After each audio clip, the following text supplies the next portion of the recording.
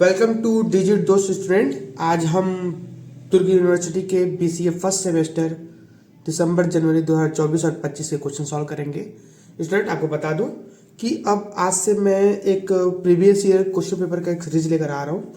तो जितने भी क्वेश्चंस पूछे गए हैं बीसीए फर्स्ट सेमेस्टर के उन सबको बनाऊंगा। ठीक है, बस कंटिन्यू वीडियो को लाइक करते रहो और आगे से करते रहो स्टूडेंट।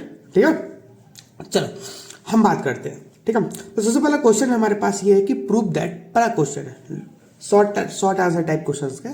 ठीक है, prove that P conditional Q meet Q conditional P, okay, biconditional P biconditional Q, ऐसा कुछ हमारे पास है।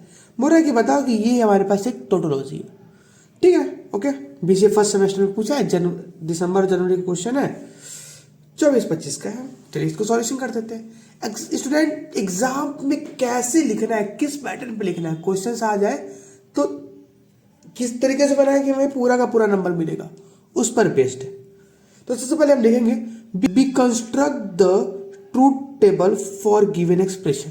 ठीक है, ये सब लिखने का तरीका होता है, बस कुछ नहीं रहे, बाकी आपको ये पता होना चाहिए कैसे करते हैं। ठीक है, तो हम अब पी और क्यू के लिए पॉसिबल वैल्यू लेंगे। तो पी और क्यू के लिए पॉसिबल वैल्यू क्या कर सकते हैं, तो देखो हम ले सकते हैं ऐसे, ट्रू ट्रू फॉल्स फॉल्स, ऐसे ले सकते हैं। ठीक है, क्यू के लिए क्या ले सकते हैं, तो ट्रू फॉल्स ट्रू फॉल्स। कोई बोलेगा नहीं सर फॉल्स ट्रू ले, तो कोई दिक्कत नहीं है, आप ले सकते हो, फॉल्स ट्रू भी ले सकते हो। कोई बोलेगा नहीं सर मुझे ट्रू फॉल्स चाहिए, तो ले सकते हो, यहाँ पर फॉल्स ट्रू ले सकते हो। तो पी और क्यू की पॉसिबल वैल्यू आप ले लो। ठीक है, कंडीशनल क्या बोलते हैं, पी से क्यू में कंडीशनल का मतलब ये होता है कि पी के जितने भी फॉल्स हैं सब ट्रू हो जाएंगे। मैं एक शॉर्टकट तरीके से बता रहा हूं, पी के जितने भी फॉल्स हैं सब ट्रू हो जाएंगे, ट्रू ट्रू ट्रू हो जाएंगे। ठीक है, इसके अलावा जितने भी आएंगे सब हमारे पास फॉल्स होंगे। चलो देखते हैं, ट्रू ट्रू ट्रू होंगे। अच्छा, मैं बोला ना पी के जितने भी फॉल्स होंगे सब, तो पी के कितने फॉल्स है बताओ, 1-2 फॉल्स है, तो बाय डिफॉल्ट ये ट्रू हो जाएंगे। ठीक है, अच्छा अब देखो यहाँ ट्रू फॉल्स से अलग अलग है, ऐसा कुछ हुआ नहीं, तो ये हमेशा क्या होता है हमारे साथ फॉल्स होगा। ये तरीका होता है। ये दो बात जानो कि जितने भी फॉल्स होंगे सब ट्रू हो जाएंगे, और जितने भी हमारे पास क्या है ट्रू होंगे बस। जैसे अब इसमें देखो क्यू से पी जा रहे हैं, तो क्यू से पी जा रहे हैं तो क्या होगा, क्यू से पी मतलब क्यू से पी है, तो क्यू के जितने भी क्या होंगे फॉल्स होंगे सब ट्रू हो जाएंगे, और जितने भी ट्रू होंगे वो सब ट्रू होंगे।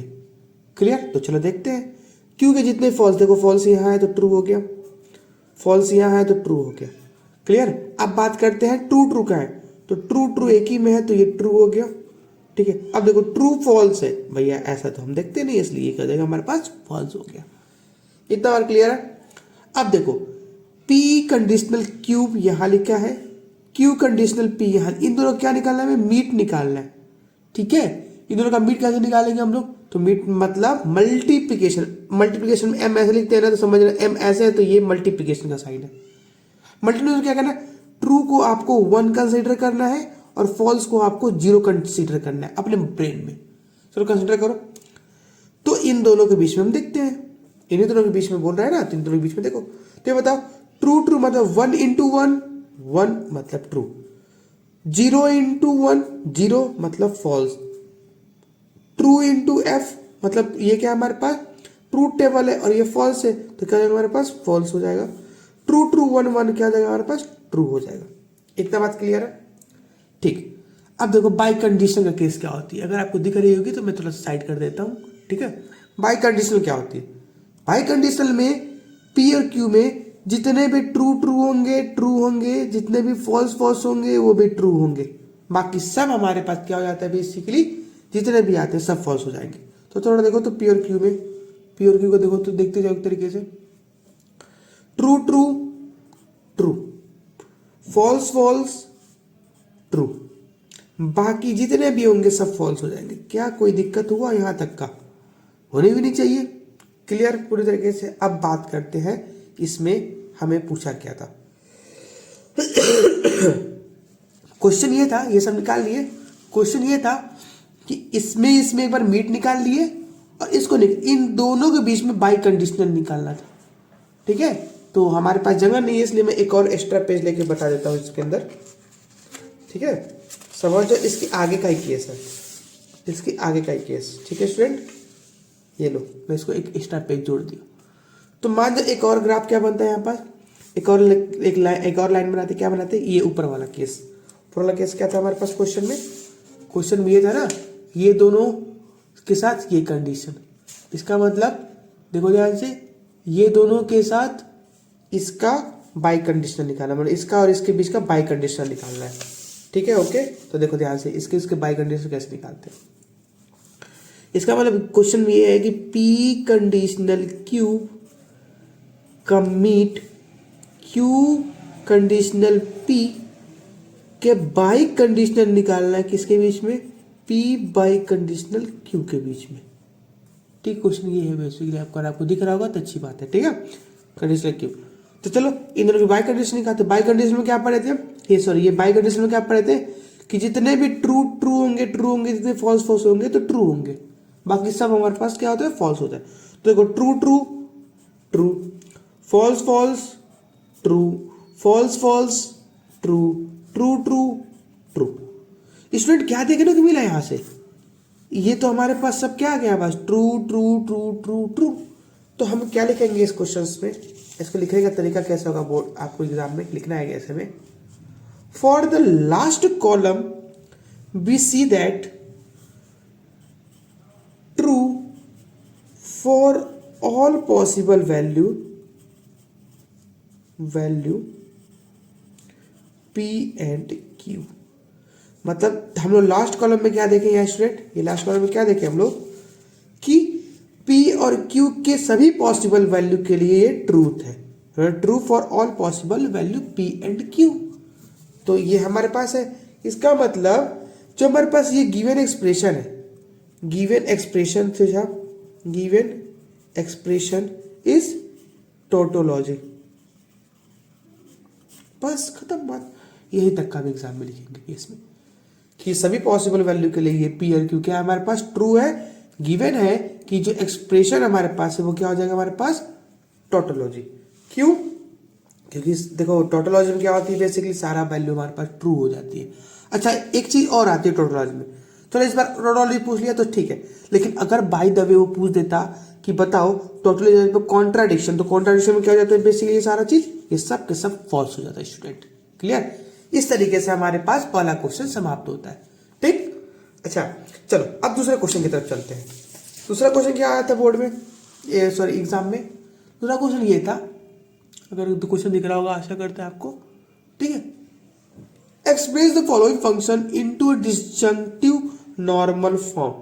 ये क्वेश्चन है स्टूडेंट, डिसजंक्टिव नॉर्मल फॉर्म का क्वेश्चन पूछ दिया है। तो देखो ध्यान से, आपके पास दिया कि फंक्शन दिया x y z is equal to x y complement plus x into z plus x dot y. कब पूछा था, BCA फर्स्ट सेमेस्टर दिसंबर जनवरी 2024-25। ठीक है, चलो इसका सॉल्यूशन कैसे करते हैं। गिवन फंक्शन क्या है, एक्स वाई जेड, इस तरीके से। स्टूडेंट आपको बता देता हूं एक बात कि जब भी डिसजंक्टिव नॉर्मल फॉर्म पूछे आपसे, दिख रहा होगा डिसजंक्टिव नॉर्मल फॉर्म पूछे, तो डिसजंक्टिव नॉर्मल फॉर्म में ऐसा होता है x y z plus x complement y z x y complement z. मतलब इसको कैसे लिखते हैं, तो सम ऑफ प्रोडक्ट, तो सम ऑफ प्रोडक्ट के फॉर्म में लिखते हैं, इसी को बोलते हैं डिसजंक्टिव नॉर्मल फॉर्म। ठीक है, डिसजंक्टिव नॉर्मल फॉर्म क्या होता है, सम ऑफ प्रोडक्ट्स, प्रोडक्ट को सम करते हैं। तो आप तो बोलोगे कि सर ये तो सम ऑफ प्रोडक्ट में लिखा हुआ है, तो इसमें कैसा डिसजंक्टिव नॉर्मल फॉर्म। कोई बात नहीं, मैं बता देता हूं। फंक्शन में क्या गिवन है, एक्स वाई जेड गिवन है। क्या इसमें एक्स वाई जेड के कॉम्बिनेशन टाइप दिख रहा है, नहीं। कहीं एक्स वाई है तो जेड नहीं है, एक्स जेड है तो वाई नहीं है, एक्स वाई है तो जेड नहीं है। हमें ऐसा लिखना है कि ये एक्स वाई जेड तीनों के कॉम्बिनेशन में लिखे। तो चलो ठीक है, कोई दिक्कत नहीं, इसको हम लोग एग्जाम में ऐसे लिखेंगे। गिवन फंक्शन हमारे पास ये है। ठीक है, अच्छा देखो इसको हम लोग कैसे लिखेंगे, यहाँ पास हम लोग जिसकी कमी है उसको मल्टीप्लिकेशन कर दे, एक्स वाई कॉम्प्लीमेंट, अच्छा इंटू 1 कर दिया, कोई दिक्कत नहीं। इसको भी एक्स जेड इंटू 1 कर दिया, कोई दिक्कत नहीं। एक्स वाई इंटू 1 कर दिया, कुछ नहीं, क्या लिखना, फॉर 1 इज इक्वल टू क्या हो जाएगा हमारे पास, इसको हम लोग ऐसे ले सकते हैं 1 को, जैसे जिसका जरूरत हो। 1 इज इक्वल टू हमारे पास एक्स प्लस एक्स कॉम्प्लीमेंट भी होती है, 1 is equal to y plus y complement भी हो सकती है student, 1 is equal to z plus z complement भी हो सकती है, ठीक है। तो चलो हम लोग सबकी वैल्यू पुट कर दो, जरूरत के अनुसार लेंगे। इसमें किसकी जरूरत है, एक्स वाई, तो जेड नहीं है, तो इसको लिखेंगे x y complement z plus z complement. अच्छा, इसको क्या लिखेंगे, एक्स जेड हो गया, यहाँ पास क्या नहीं है, यहाँ पास एक्स जेड है, वाई नहीं है, तो वाई प्लस वाई कॉम्प्लीमेंट। अच्छा, इसमें बताओ क्या है, जेड नहीं है, x y z plus z complement ले लेंगे इसमें, ठीक। इस तरीके से इसको हम लोग अरेंज कर देंगे, ठीक है। तो इसको सॉल्यूशन करके देखते हैं क्या आ रहा है, बताओ। X y complement z, x y complement z complement, इसको लिखेंगे x z into y plus x z y complement. थोड़ा मैं नीचे लिख देता हूँ, प्लस इसको क्या लिखेंगे, x y z plus x y z complement. इतने तरीके से लिख देंगे स्टूडेंट। थोड़ा देखना कैसे अरेंज कर रहे हैं इस चीज को हम लोग। अब चलो इसको हम लोग अरेंज कर देते हैं। जो 2 बार है उसको एक ही बार लिखते हैं। एक्स वाई कॉम्प्लीमेंट जेड क्या कहीं है, एक्स वाई कॉम्प्लीमेंट जेड एक ही 2 बार है, तो लिख लेते हैं इसको। याद रहे स्टूडेंट, जैसे हमारे पास x प्लस एक्स ऐसा कुछ लिखते हैं तो इसका मतलब x ही होता है, इस बात को समझना, ठीक है। ऐसा नहीं कि 2x लिखेंगे, बुलियन अलजेब्रा का मैथमेटिक्स थोड़ा अलग चलता है। x प्लस एक्स है तो इसका वैल्यू कितना होता है, x। जैसे x प्लस 1 हो तो इसकी वैल्यू क्या हो जाएगा, 1 हो जाएगा स्टूडेंट, ठीक है। तो बुलियन अलजेब्रा का थोड़ा मैथ्स ऐसे चलता है, ठीक है। इसको भी नोट करके चलना, ठीक है। तो हम यहाँ लिख देना, क्या लिखोगे, x plus x is equal to x, हमारे पास ऐसा कुछ होता है, ठीक है। तो चलो, तो ये बताओ, ये वाला टर्म और ये वाला टर्म सेम है, तो इसका मतलब कोई एक लिखाएगा, एक्स वाई कॉम्प्लीमेंट जेड, एक ही लिखा है, ये गया। इसमें देखो क्या है, x y complement z complement, क्या है कहीं नहीं है, तो लिख दो यहाँ पर x y complement z complement. अब क्या बचा, एक्स वाई जेड, ये एक एक बार है तो इसको एक एक बार लिख दो, एक्स वाई जेड। अब क्या बचा बताओ, ये एक्स वाई जेड कॉम्प्लीमेंट, ठीक है। इसको अरेंज कर लेते हैं और अच्छे से, क्या होगा, x y complement z, x y z complement. अच्छा, उससे पहले आ जाएगा यहाँ पास एक्स वाई जेड, ये सब हो गया। अब क्या बचा हमारे पास, ये लास्ट बचा x y complement z complement. तो ये हमारे पास क्या है, डिसजंक्टिव नॉर्मल फॉर्म। बस एग्जाम में आपको इतना ही लिखना है, ठीक है। गिवन एक्सप्रेशन और डिसजंक्टिव नॉर्मल फॉर्म में एक्सचेंज कर दो, ठीक है। तो 2 क्वेश्चंस का हम एक कॉम्बिनेशन बनाए स्टूडेंट, इसको पूरे तरीके से देखो। और मैं बता देता हूं कि इस वीडियो के बाद मुझे पता चलेगा कि मुझे आगे वीडियो बनाना है कि नहीं बनाना है। देखना पड़ेगा कि लाइक्स और कमेंट्स की संख्या कैसी है, ठीक है। अगर आपको कुछ लगता है क्वेरी तो आप मुझे बताओ, हो सके तो आगे चल के मैं इसकी पीडीएफ्स को भी प्रोवाइड कर दूंगा। ओके, चलो बाय बाय स्टूडेंट, वीडियो को कंटिन्यू देखो और फुल दबा के शेयर करो। चलो बाय।